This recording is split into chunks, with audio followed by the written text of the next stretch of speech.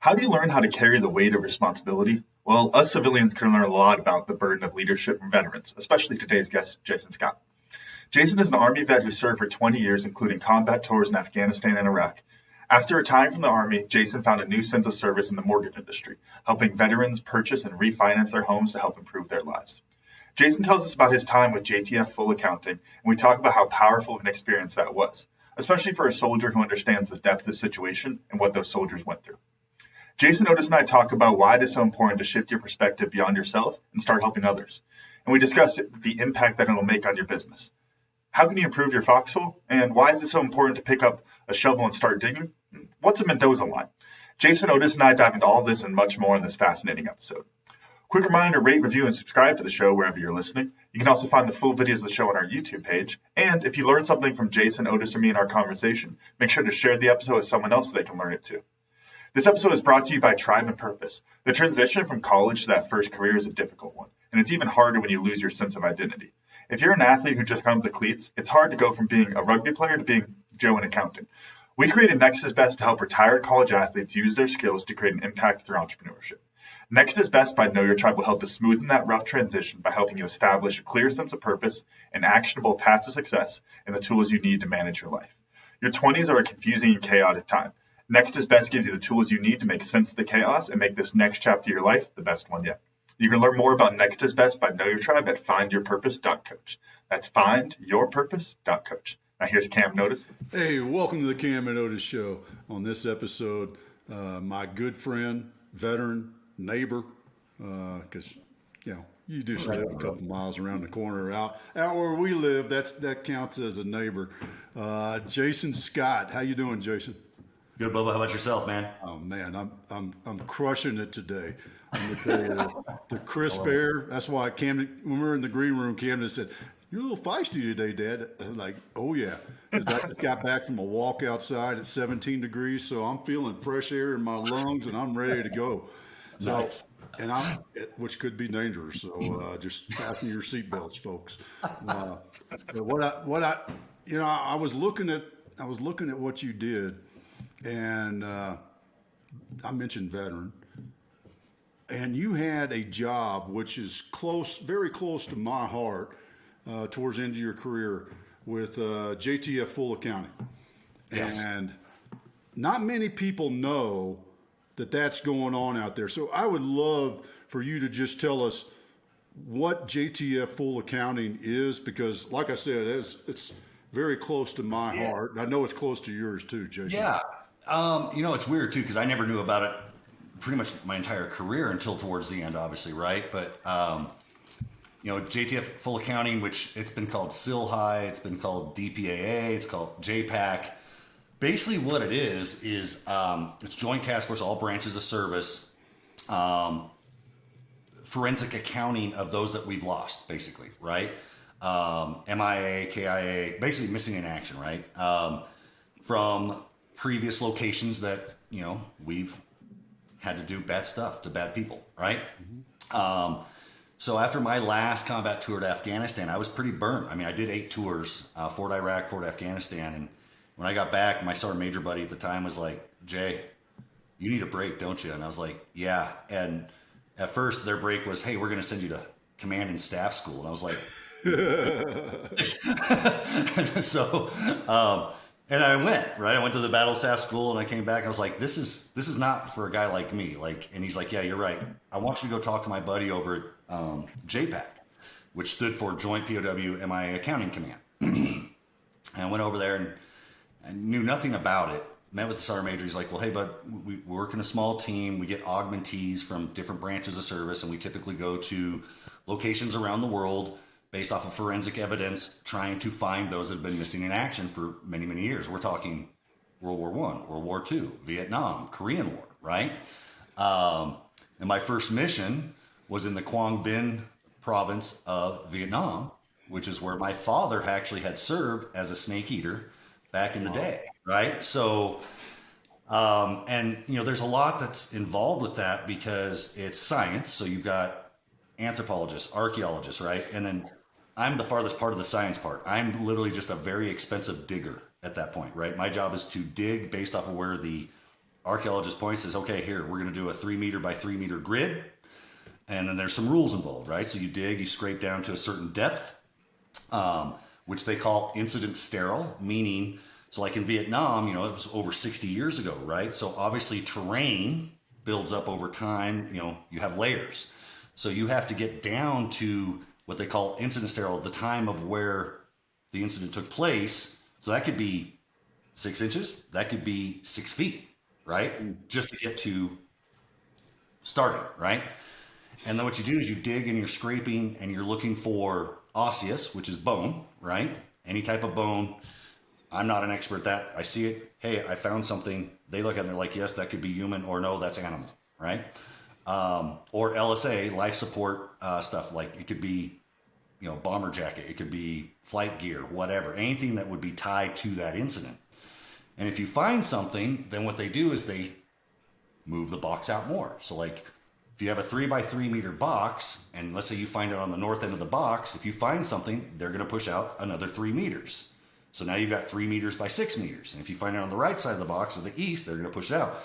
We did a site that was so big in Vietnam, it ended up being almost a football field, like wide and long, right?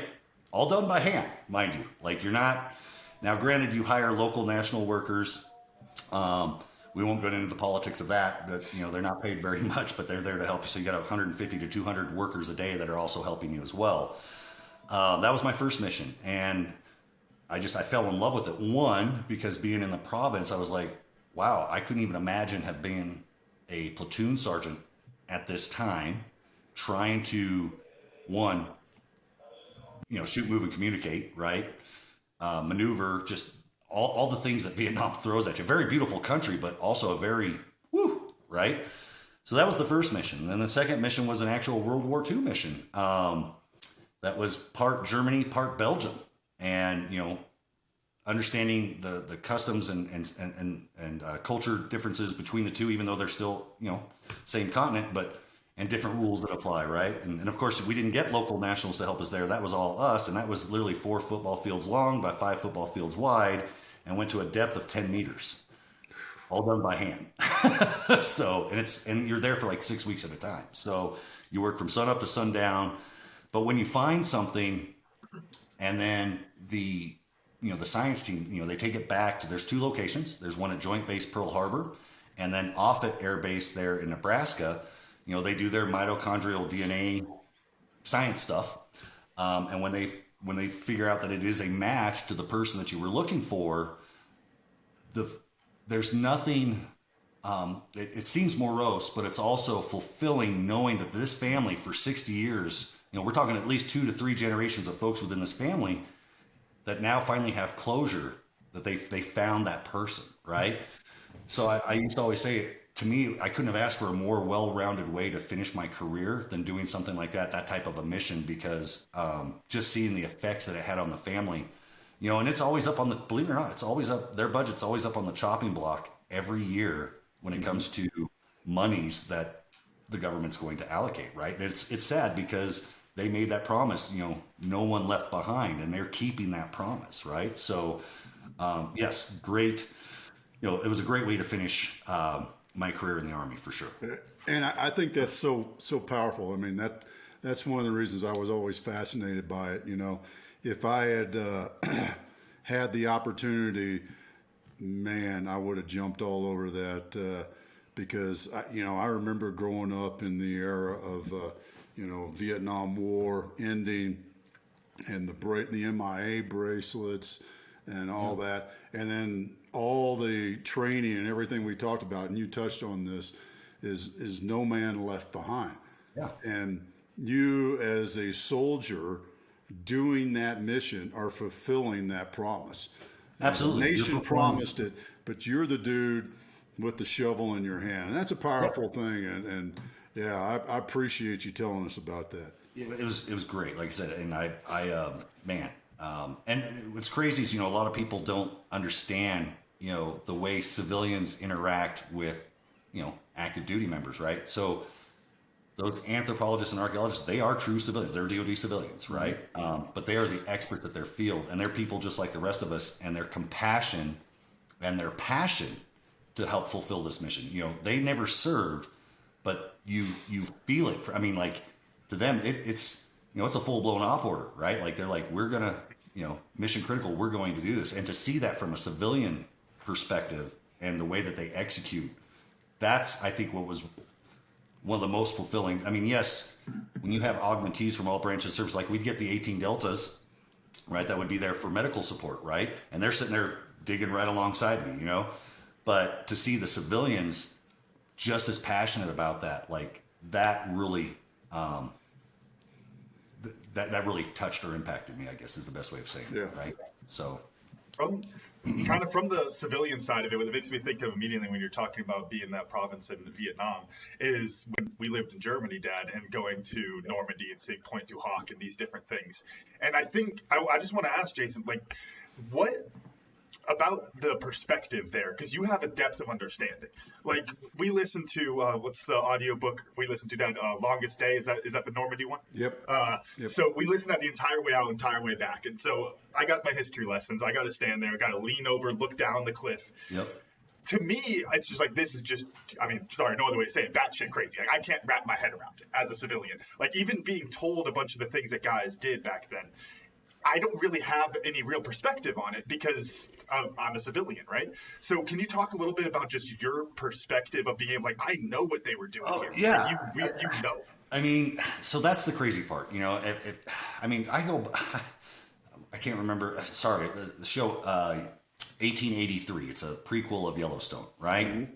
And the main character, Tim McGraw, they go back to his Civil War days. There's a cameo there with, it's the guy that plays one of the Northern colonels. And I think about, the Revolutionary War, War of 1812, the Civil War. You can even go all the way back to like Roman times where people literally lined up rank and file, took turns shooting at each other to see who would drop, right? To me, that's asinine. That's crazy because I think about maneuvering, flanking, and then, so to put it in perspective, you go to somewhere like Vietnam, you think about back then, what's his name? The movie that was made, We Were Soldiers, talked about Colonel, I can't remember his name, but yeah, his book's right over here, right over. I know, right? I've got it somewhere, but he was a pioneer at that time. He was the first person to integrate bringing in birds at the same time as providing masking fire for effect with indirect, artillery, right? Indirect rounds. If you don't think that wasn't a mass scenario from hell, excuse me, I'm sorry, I don't know if this is. I already said that shit. We're going. Right, okay. So, thinking about that, looking at the terrain, indirect, and then you got high angle stuff, and then you've got direct, right? Like, I mean, being there and then thinking about, okay, what I've done as far as fire and maneuver, echelons of fire in Iraq in a different type of setting than being up in Afghanistan, right? Like, it was like taking those two, combining it and turning it into a jungle was Vietnam, right? And then throwing in triple canopy and I'm just sitting there going like, good grief. And keep in mind, they were also using the M16 at the time, which was considered a new weapon, right? Their first generation night vision goggles, they didn't have them on for every person that was in a platoon, right? If you were lucky, you had one for the platoon, and it wasn't that great. The ANPVS4s, I think is what they were called. So that brought it home to me, thinking when guys talk about how rough our deployments were, I think about the guys in Korea. I think about the guys in Vietnam. I think about the guys in World War II that didn't have all the cool gee whiz drone. If I got into a tick, I call up, and they're sending a fast mover at 500 miles an hour to make the cockroaches scatter. They didn't really have that instantaneous opportunities back then, right? It literally, you packed in what you could take and then hope that you got resupplied, and then terrain and weather had a huge impact on that, right? So that was the perspective to me. Is like, I mean, war sucks. It doesn't matter what generation you're in, right? I had this conversation with someone the other day, and they're like, Jay, we've heard stories about you where you were just so calm, calling up reports, doing what you were doing. How did that happen? And I said, well, first off, when you're in combat, there is nothing natural about wanting to shoot another person.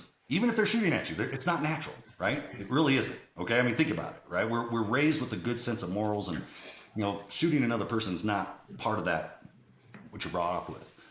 But then you have the sense of preservation, and you've got the two choices: fight or flight, right? And that's how you how you react to that. And I've seen, and I'd had seen people where they escalate to a point to where they're no longer effectively communicating, and then it turned against them. And I've also seen the folks where people, they just shut down. So the way I got through it is like, instead of worrying about me internally, it was more about worrying about the guys to my left and my right. And it's amazing how when you think about taking care of someone else, your problems become very small, almost non-existent. And that's how I explain how I got through that stuff, right? Like, I can't say that everybody does that, but I have talked to folks that have that very common, they're like, yep, I get it. You know what I mean? Like, it's so yeah, that perspective, just thinking about what it would have been like to be a fire team member or, whatever in Vietnam, that just blew my mind, right? It gave me a brand new respect for that conflict altogether. The other piece that I'm really curious about, and this steps out more into even the business world on this, is you had something that is extremely personal to you.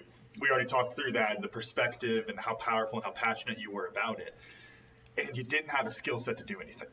You like you said, you were a glorified digger. Like, what kind of perspective do you get from that, just in the sense of like, I want to help more, but this is something where you're an extremely skilled person in these other areas of life, and then you get there and you're like, okay, here's the shovel, Jason. Yep.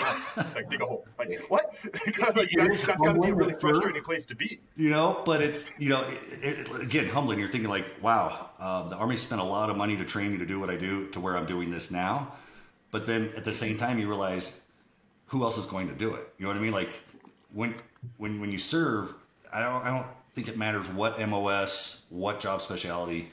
There's this old saying that jack of all trades, master of none. Right? You learn to improvise, adapt, overcome, accomplish the mission, and that was just the mission set. Like, so, yes, ego a little bit like, oh my God, I can't believe I'm doing this. But then once you got there, you realized ego goes out the door. The mission is what's most important. Does that make sense? So, so that's kind of that's what we do. That's what real leaders do, right? It's, where do I fit in? You are the uniformed leader of the operation, and you had experts around you you allowed them to be experts in what they did, and you filled the gap that needed to be filled, which, exactly. My favorite metaphor, grab a shovel. Grab a shovel. Right? I mean, there's so much truth to that. How did you transition into the real estate mortgage world? I mean, you're a freaking grunt, and folks out there who, if you don't know, a grunt knows how to kill people and knows how to lead other people to kill people. That's what a grunt does, right? I mean, there's not a whole lot of job openings once you leave the Army for that skill set. I mean, there are a few, you know, especially if you're watching TV and movies, there's always those special companies out there. Yeah, exactly. But reality, how in the world did you make this leap from it's grunt, funny I can ruck, I can do a 12-mile road march in under 3 hours, to real estate world? Yeah. It's kind of a funny story. What I do now, it's a very personable business, right? I don't look at it as selling, it's educating on how to better, as I would say, improve your foxhole, right?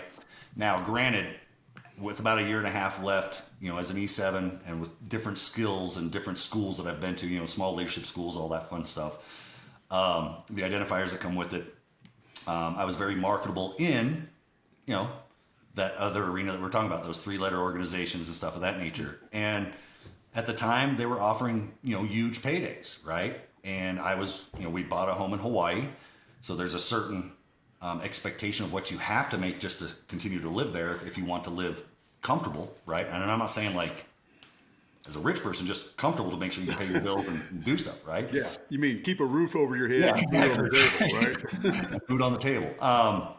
But when we bought the home, the lender at the time, and at the time he became a very dear friend. We're no longer friends, unfortunately, but that's another story for another show. But we're New Year's Eve 2013, going into 2014. He was like, Jay, what are you going to do when you get out? And I was like, well, I'm submitting interviews or, employment requests with these folks, having interviews is what I'm going to do. And he's like, dude, you're never going to be here. I was like, well, yeah, because that's what it takes to live here, to make sure my family's taken care of. Mm-hmm. And he was like, why don't you come work for me and become a loan originator? And I said, no, I sold cars in college. I do not want to be a commission salesman. No way, right? And he got really pissed. Now, keep in mind, this guy is 4'8", right? I'm 6'2". And the little Napoleon came out of him real quick. And he's like, did I ever sell you anything? And he kind of took me back because I wasn't expecting him to be so hostile. And I was like, well, no, not really. He goes, dude, you teach people how to shoot, move, and communicate in different languages all over the world. He goes, mortgage is just another language. You have the people skills, you have the aptitude, and you understand the math. You could do really well at this. Now, at the time, my wife was an auditor for the state DFI, Department of Financial Institutions. Her job was to audit mortgage companies of the ones that did things wrong, right? So, of course, household six, that's a term that we all know. I asked her, I was like, babe, Tony hit me with this. What do you think? And she's like, babe, you're really good at teaching people stuff. I think you'd be really good at this, especially considering the people that I investigate that are horrible, right? Like the things that they're doing. So I was like, okay, I'll make a go at it. And we came up with an agreement, said, okay, as long as we can make what I would make as an E7 with full entitlements, then it would be worthwhile, because it's one of those careers that you don't see right away the fruits of your labor. It takes time, right? But I was like, all right, if we can do this by the time I retire, because being an E7, sunsetting in my career, my command was cool with me looking at future opportunities as long as it didn't conflict with the Army schedule. And within a year and a half, I became one of the top people in the country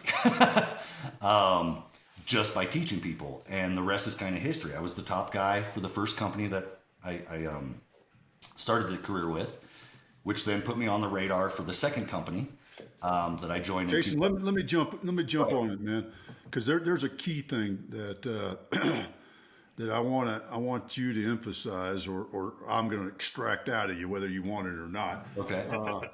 Is the fact that you went from platoon sergeant, which, folks, I got to explain a couple of things. Platoon sergeant is the guy in charge of the health and welfare of 35, depending on how many type of organization, 35 soldiers ranging in age from 18 to 35, generally speaking, right?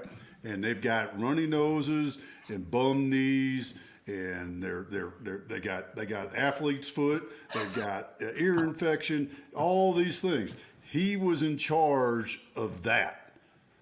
Sorry, I was thinking of the movie Platoon. I'm not tired, Sarge. I'm not lazy, Sarge. I'm just tired all the time. but is that aspect of people care and the true living the mission first, people always mantra to selling mortgages, educating, and I love the way you did this. So what I want to pull out of you to help other soldiers is that skill set that you had. And by the way, your friend nailed it. You know how to do it. You've done it. You just have to do it in this realm. Yeah. How did you, in your mind, translate the health and welfare of 35 soldiers to educating in mortgage? So that's a great question. And when I first started, it was very selfish. It was all internal about taking care of my family. If that makes sense, right? I had to take care of the family first. How can I go from doing what you said to civilian career and still take care of my family? And through the years, obviously that has morphed, because I think any leader worth their salt in the military, you always put the people first, but you also seek knowledge to allow you to do that, to enable you to do that, right? Does that make sense? So just like anything I've ever attacked, any type of school, whatever I did in the military, I looked at it the same way. Okay, here's the objective. How do I get there? Who are my battlefield multipliers that can help me understand this? And then I can in turn teach them, right? So at first it was the 50-meter target. How do I take care of Jason and the family, right? once I, got that 50-meter target, then it was like, oh, wow, this is life-changing. How can I teach more people to do this, that especially those just like myself that are looking to transition, right? So what did I do? I looked internally to my clients that I was helping, and I identified folks that were getting ready to sunset on their military careers, and I was like, you know what? I know, Boeing or Lockheed's going to offer you something, and it's going to be very similar to what you're doing right now, but you're a leader and you know how to teach people. I think you can do this. And that's the crazy part, because I tell people all the time, I retired as an E7, mainly because I couldn't keep my mouth shut. Couldn't make E8, couldn't make E9 because I was... No, I never would have guessed that. And at that point in my life, I had good mentors, great mentors that were that way as well. By putting other people first, it did sacrifice their career, but that's what I admired about them, right? And I wanted to be remembered as that. So I wasn't in the right mindset to play the political game, because that just wasn't my skill set. But then as transitioning into the civilian world, you realize that you have to be fluid like water, right? I mean, people don't think of water as a forming element. The Grand Canyon is a prime example. It wasn't just, like water's powerful, right? When used the right way, but it's fluid, right? So, and then through the help of my wife, through the help of, seeking knowledge and going to stuff of that nature, that's how I became more well-rounded to where now the mission today is, how many veterans, not can I just help them get into a home, but one, teach them how to build a financial portfolio like I have, right? Sharing my story. And at the same time, identifying the ones that could do this not only for themselves, but then can also teach and scale more. Because let's be honest, people like myself and like you who have transitioned very well, that's not the norm. There's a lot of folks. I mean, there's a reason why there's that 22 a day, right? They just have a hard, the military does a great job of providing mission, direction, and purpose, right? But we don't really provide hope, okay? Since military life, I still provide mission, direction, and purpose to those that work with me. And I hate to say work for me, but yes, we all know that I'm the boss, but they're my teammates. But the main thing is being able to provide them hope and a plan on how to achieve that. Does that make sense? Oh, yeah, yeah. And, Camden and I had this discussion on a previous episode with Kevin Knebel. There we go. I said it right. Kevin Knebel, our good friend. And I want to ask you this, too, because you started off in I got to make a dollar. Yeah. I got to make a dollar. Cash was the focus. Yep. But then once you understood that you could do it, you shifted. And Yes. I'm really curious, did you see, and I'll just call it like it is, did you see like a jump in sales or a drop in sales or anything when you shifted from I gotta make a sale, I've got to make 75 calls this week, and if I make 75 calls, that means 12 sales, and with 12 sales I got right, you're all numbered, focus, and then you shifted to relationships. Yeah. What did you see different in the business world when that happened? Well, yeah. It was astronomical, exponential, whatever you want to call it, right? Because we always say people want to do business with those that they know, like, and trust. Mm-hmm. Anybody can provide numbers, anybody can give scenarios, but not everybody can be a person, right? And believe it or not, I've earned more relationships by saying no to people, but giving them a plan on how to do it, or by saying, hey, that is a smoking deal with that ABC lender. You should take it because I can't beat it. And by doing so, hey, if they won't answer your questions, you can still call me. I'm still going to help you, right? So that shift happened in about the second year. And that was also because my good business partner gave me a great book by Bob Berg called The Go-Giver. Mm. So that's where I, at that point, reading that book gave me a fundamental shift, right? And I've had Bob on my podcast when I used to have a podcast. Great dude. Love him to pieces. And I made fun of him. I said, dude, you are great in person, man. You're so charismatic. I can't listen to your audiobook. I have to read your book. But live, he was amazing, right? Phenomenal. But it's a very easy read. It's like 115 pages, right? And believe it or not, everyone that comes aboard our team, that is required reading number one. You have to understand that. If you don't understand it and fully believe in it, you're not going to be a good fit for our team. Along with other books, Relentless and Winning and all that, because when you go out and you seek knowledge, the people that you're getting the knowledge from, they've also taken parts from their predecessors, right? Kind of like in the military, right? I had a first sergeant when I was very young say, Private Scott, you're going to have leaders that you absolutely love, but you're also going to have leaders that you absolutely hate. But the ones that you hate are the ones you're going to learn the most from.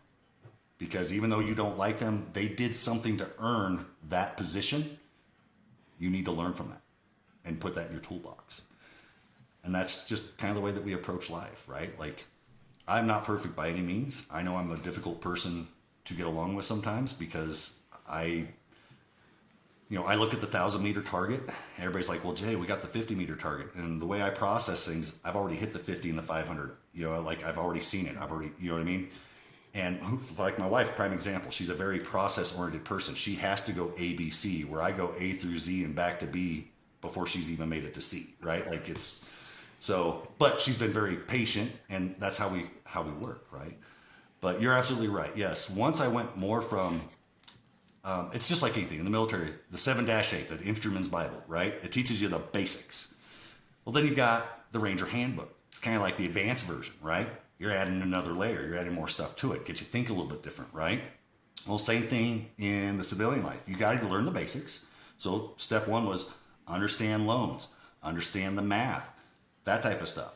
The next layer was, okay, how can I teach people to also understand that and put them in a better position, right? Versus just buying a home, right? So that was, again, and it all started with that book, The Go-Giver. It just, something clicked that day. Then the next book was Dale Carnegie's How to Win Friends and Influence People. Great freaking book, right?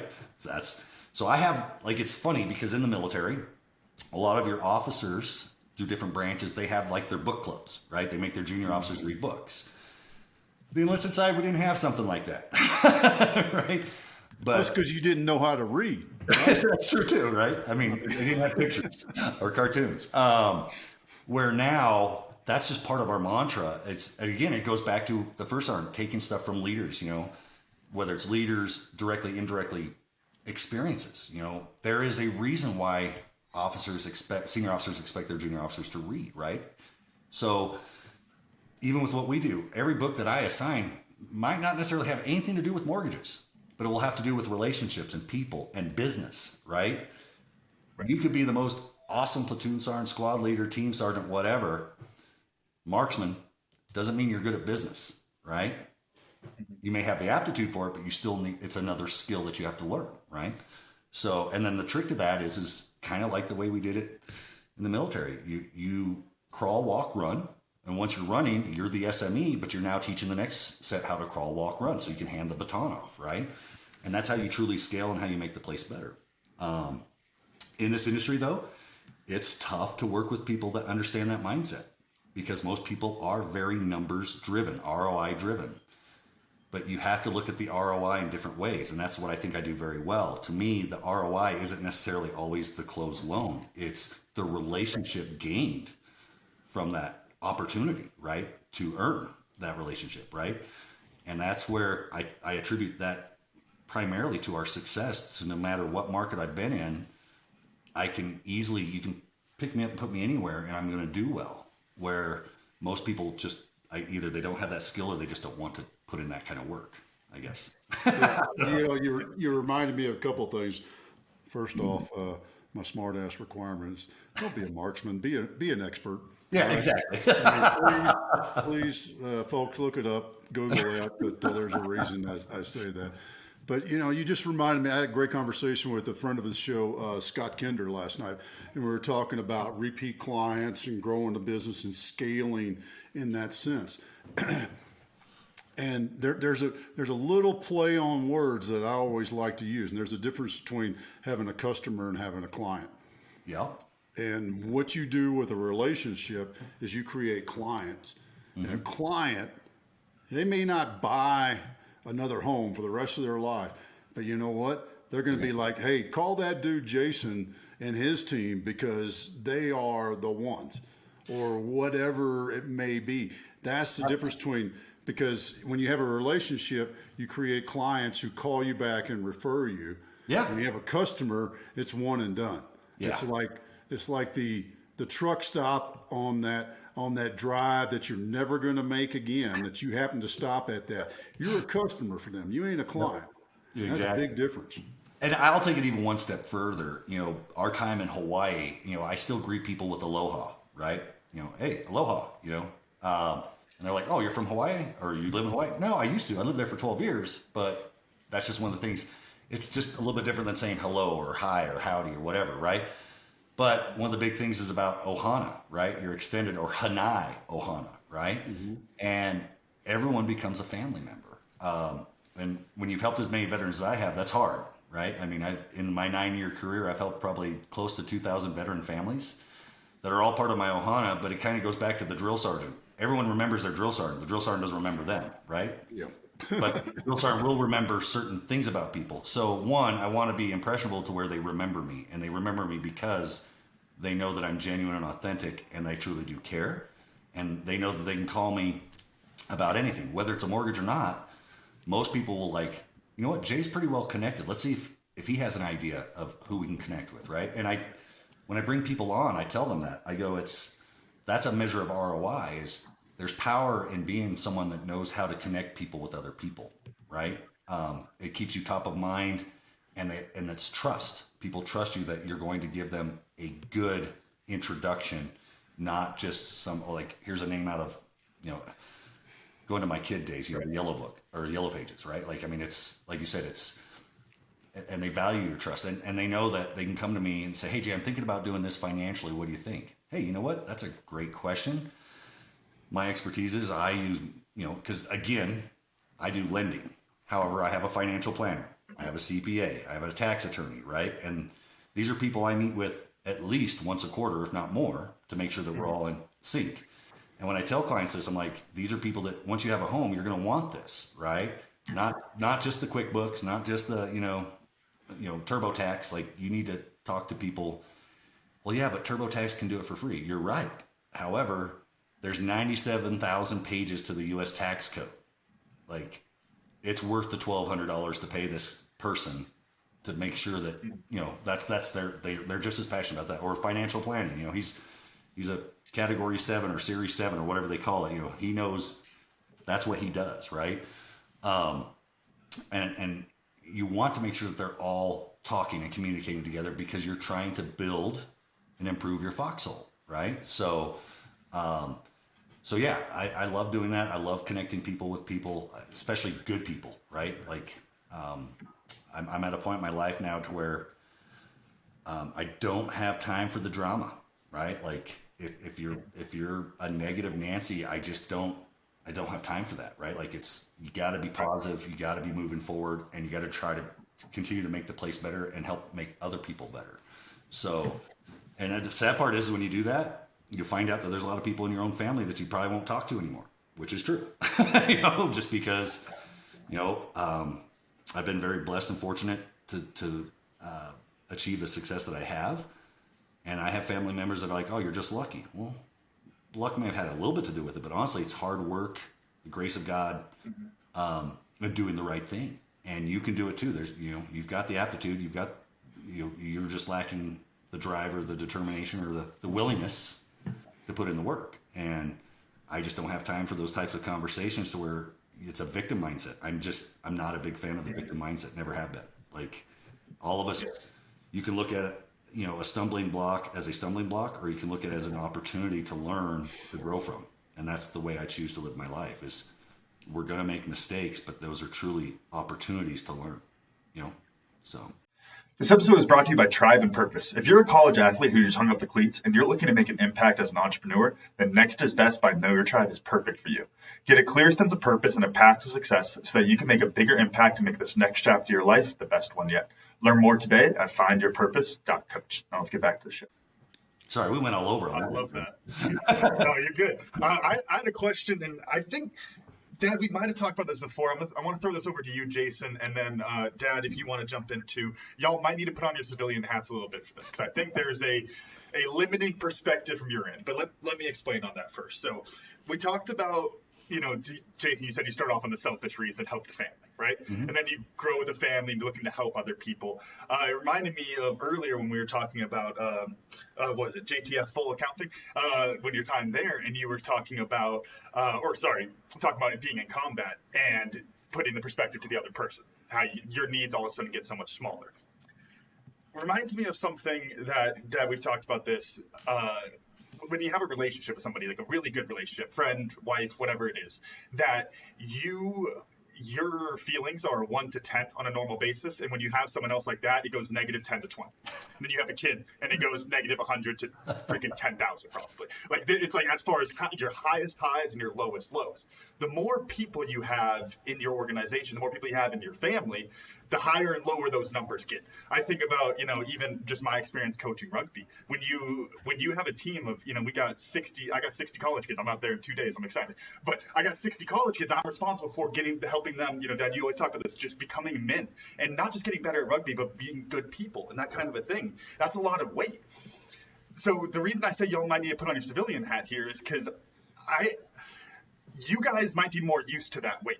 And I have a feeling just from serving that you get that weight and you get a little bit more used to it. But what I'm kind of getting to is from the civilian perspective of how do you get used to that weight? Because you want to be responsible for people, right? And it's good. It's good to take care of people. It's a great feeling, but that responsibility can be crushing. And so you guys are trained, you got the broad shoulders for all those ruck marches. I mean, is that literally what it is? You just got to march with the ruck long enough, you get the strong shoulders, you can carry the weight of the responsibility?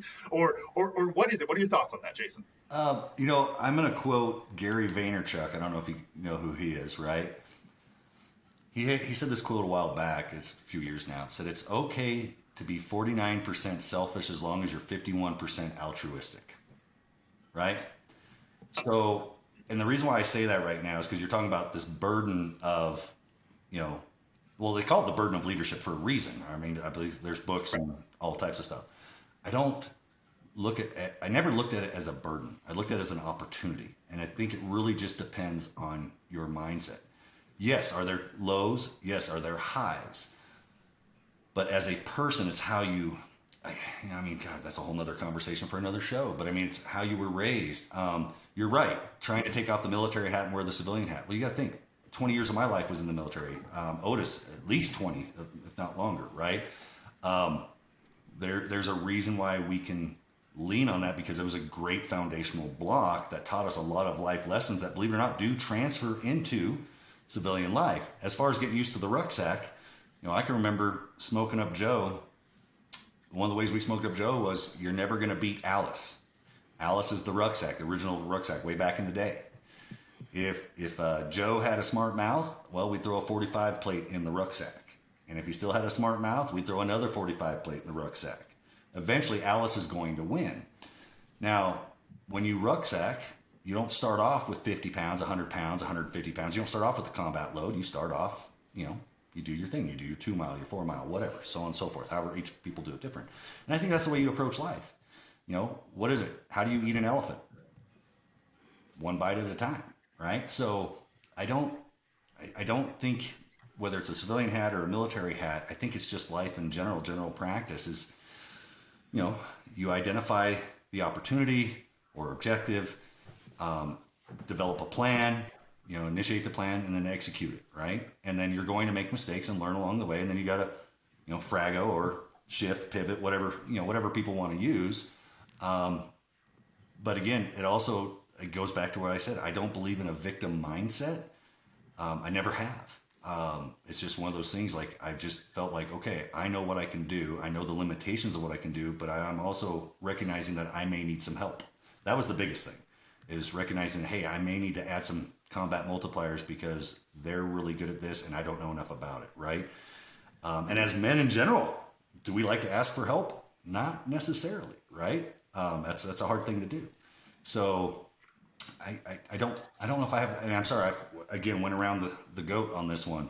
it's just one of those. You ever ask that question, you get a story, and like, I don't know if I answered the question. It's like, well, the answer's in the story. You're good there. So, I don't know, Otis, I mean, you probably help me out on this one. Well, I mean, I think you did a great job answering the question.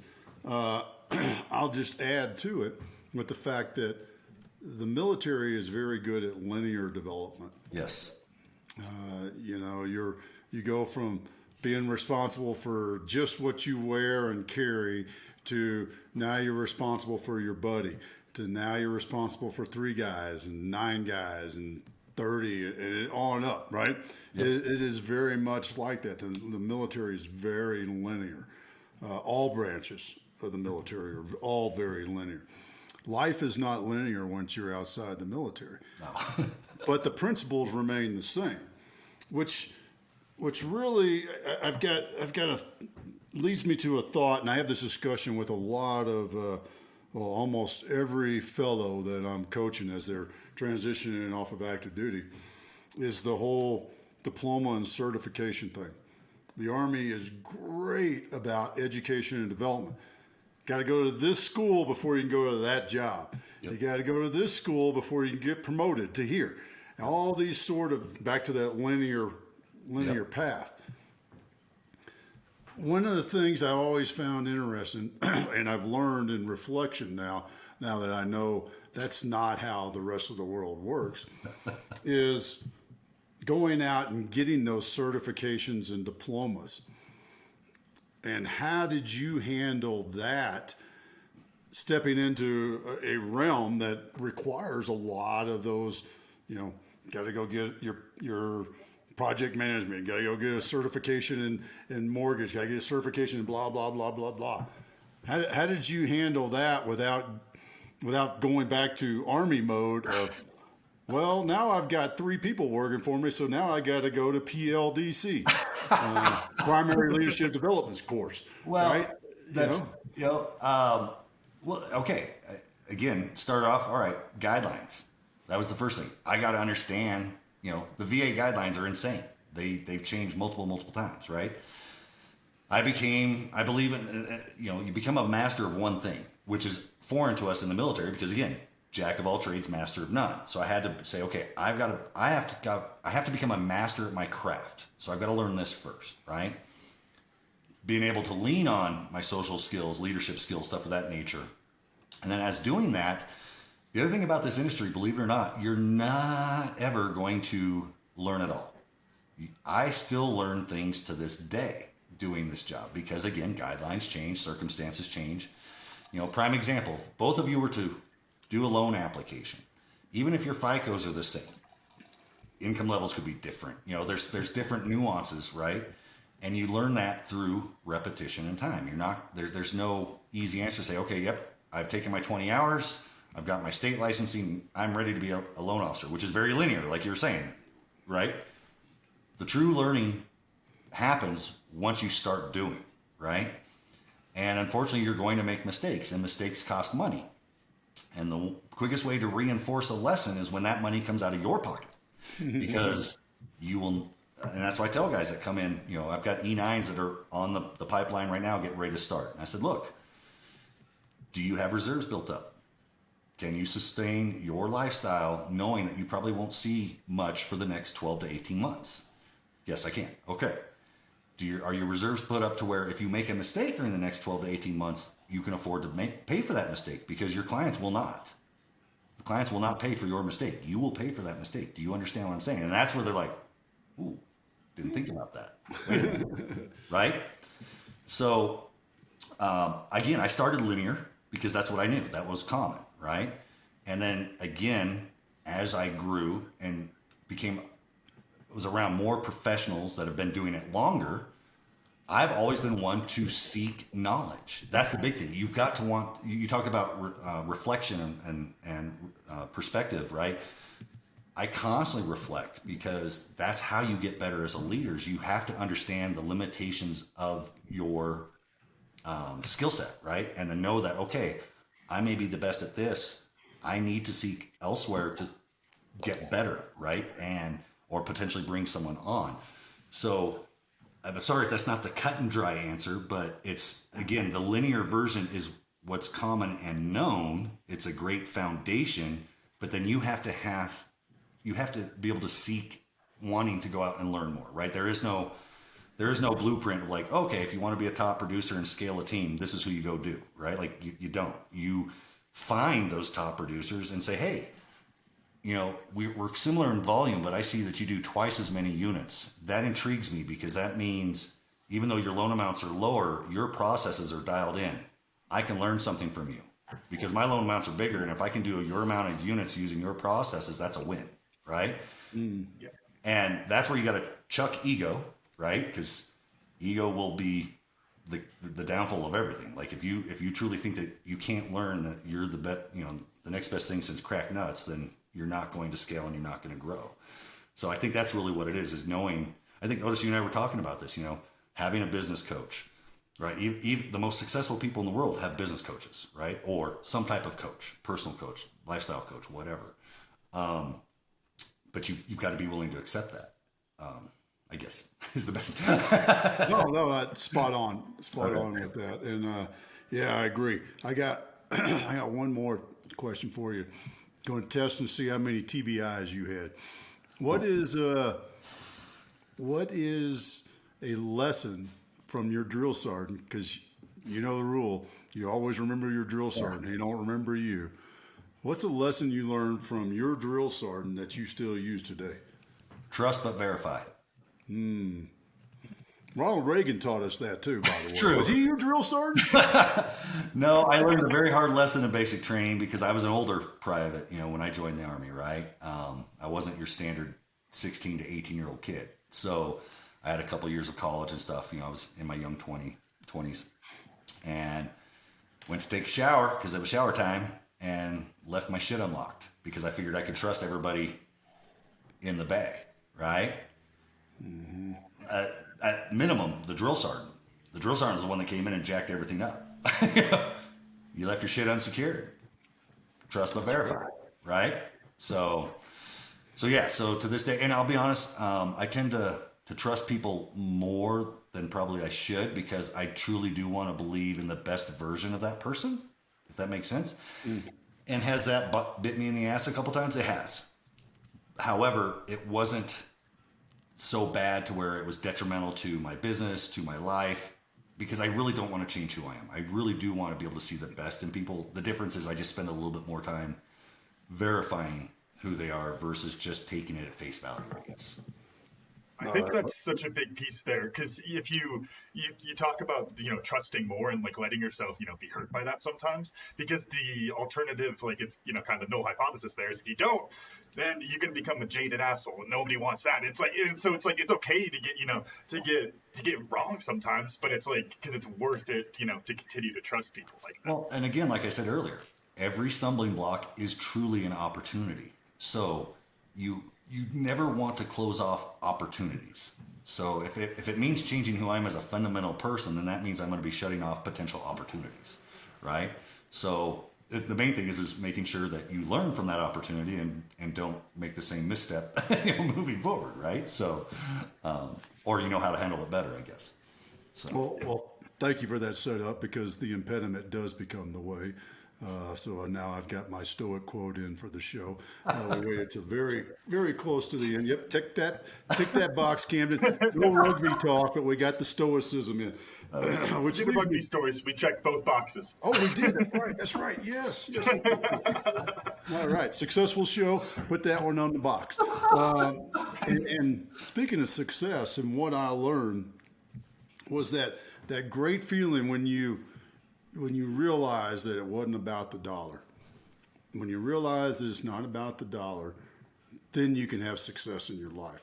As long as you chase the dollars in your account, as long as you're doing that, you're never going to be satisfied. But when you shift to have the relationship with people, and here's then you can have success. The dollars count obviously for a reason because that's what puts a roof over our head and food on the table, right?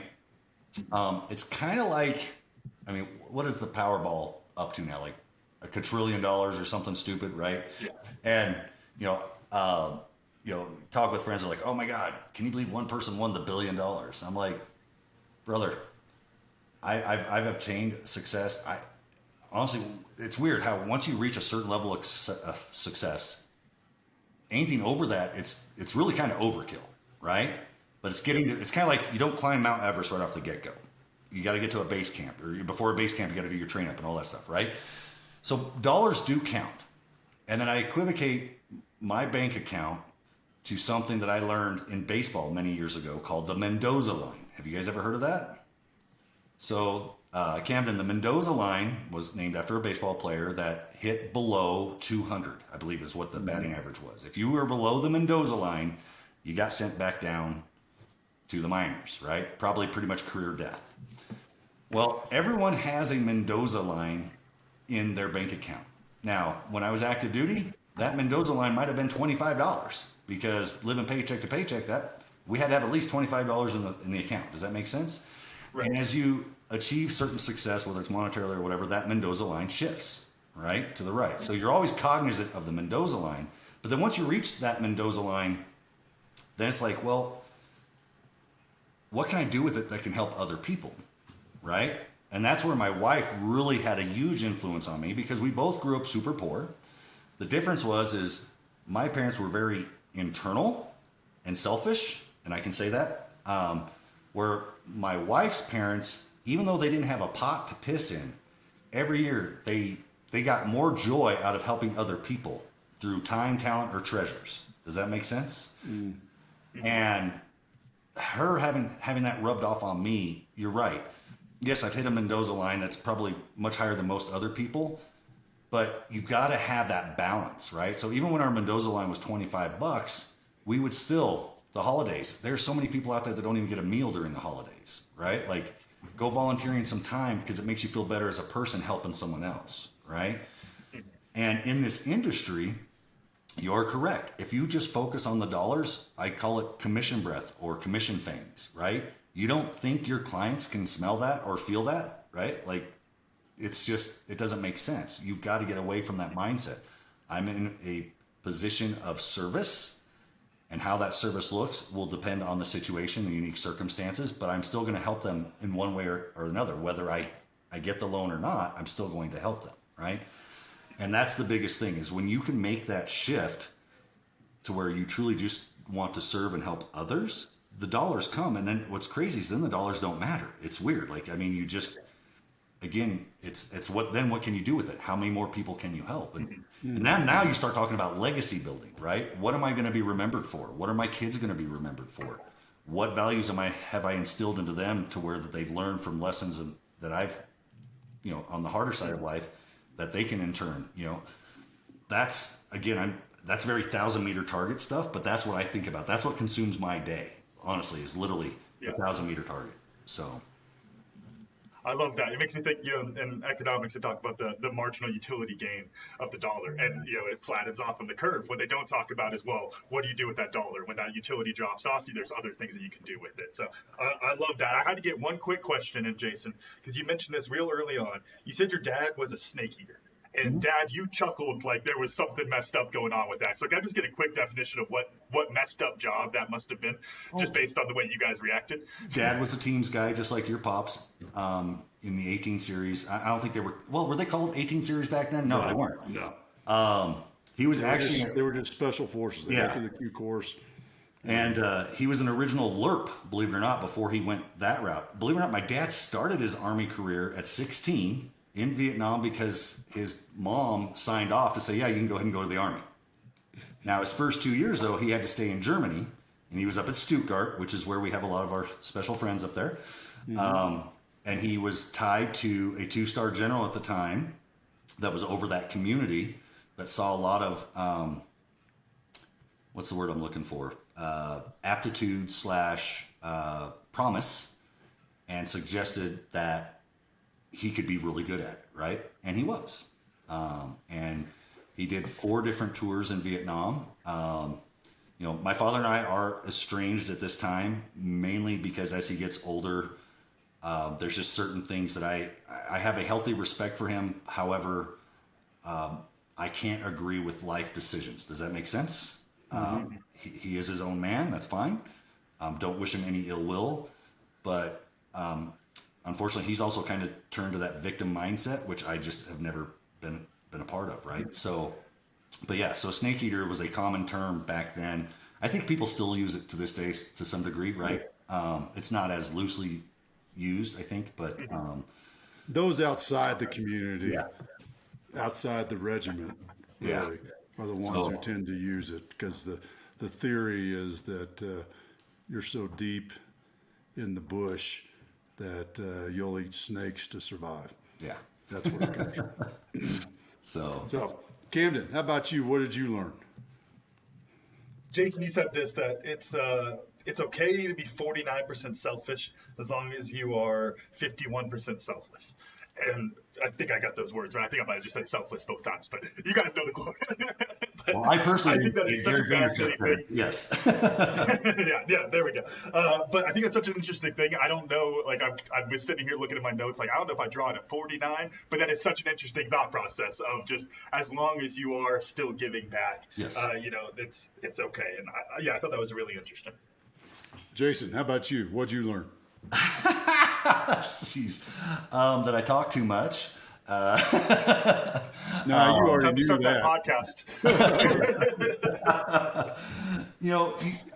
The big thing is throughout my life, and then this just helped reiterate it here on the show, you got to have fun, you got to have passion, right? It's okay to be, I think I said this to someone the other day, you have to be cognizant of what's ahead of you, but you have to be in the moment, right? Because if you're not in the moment, it's going to pass you by. You can't take it with you. So my biggest thing is one, you got to have fun, got to have passion, right? I'm going to go with that. Awesome. Thank you. And I'll throw in there just because I'm wearing the hat and because that's who we are.